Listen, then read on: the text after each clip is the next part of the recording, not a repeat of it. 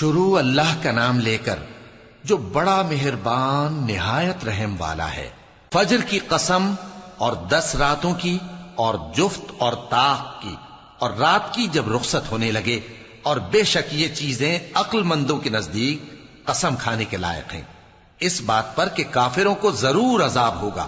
کیا تم نے نہیں دیکھا کہ تمہارے پروردگار نے قوم عاد کے ساتھ کیا کیا، جو ارم کہلاتے تھے، دراز قد مانند ستونوں کے، کہ تمام ملک میں ایسے پیدا نہیں ہوئے تھے؟ اور سمود کے ساتھ کیا کیا، جو وادی قرا میں چٹانیں تراشتے تھے؟ اور فرعون کے ساتھ کیا کیا، جو خیمے اور میخیں رکھتا تھا؟ یہ لوگ ملکوں میں سرکش ہو رہے تھے، پس ان میں بہت سی خرابیاں کرتے تھے، تو تمہارے پروردگار نے ان پر عذاب کا کوڑا برسا دیا۔ بے شک تمہارا پروردگار طاق میں ہے۔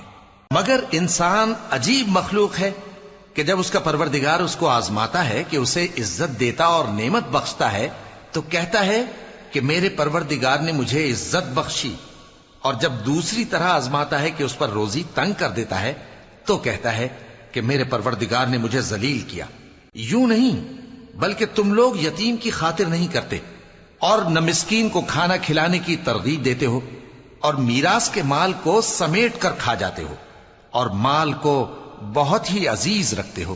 یوں نہیں، جب زمین کوٹ کوٹ کر برابر کر دی جائے گی اور تمہارا پروردگار جلوہ فرما ہوگا اور فرشتے قطار در قطار آ جائیں گے اور دوزخ اس دن سامنے لائی جائے گی، تو انسان اس دن سوچے گا، مگر اب سوچنے سے اسے فائدہ کہاں مل سکے گا؟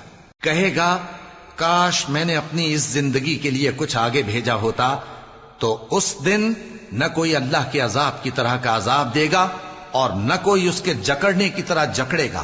اے اطمینان والی جان، اپنے پروردگار کی طرف لوٹ چل، تو اس سے راضی، وہ تجھ سے راضی، سو تو میرے خاص بندوں میں شامل ہو جا اور میری بہشت میں داخل ہو جا۔